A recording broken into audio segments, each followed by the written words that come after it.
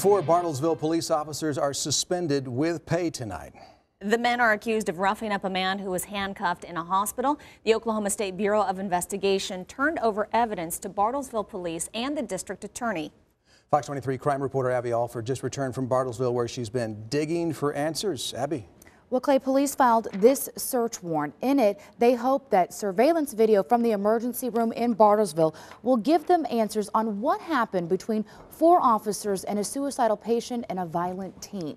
This court document right here is all we have to go on, so I headed to Bartlesville to try and get some answers.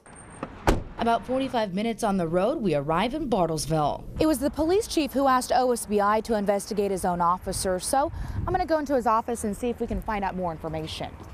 His assistant told me earlier in the day on the phone 4 officers were suspended, but she wouldn't say anything else. Their names are not being released.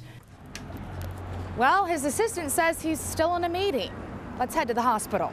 We stop and ask if we're the only ones who can't get answers about several officers called by medical staff to help with a suicidal patient on September 18th.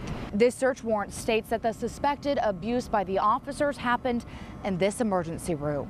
A concerned citizen told officers when the patient put up a fight, he was thrown down on the floor by an officer and then choked to a point of unconsciousness. First time I've ever heard about it, it's kind of, it's like, wow, I couldn't believe it, anything like that would happen. And she works at a gas station. That's where the talk of the town happens.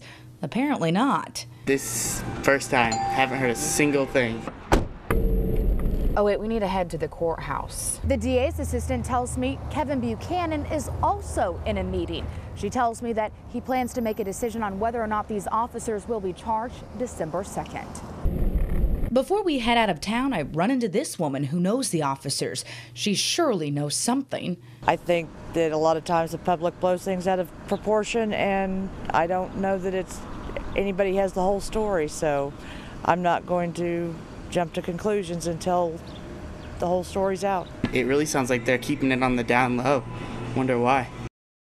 That's why I'll continue to be digging for answers. Meantime, the DA will be investigating to see if there's enough evidence to charge these officers. Now, in this search warrant right here, it states that the concerned citizen told the detectives that that same morning, same officers allegedly kept a violent 17-year-old handcuffed and left.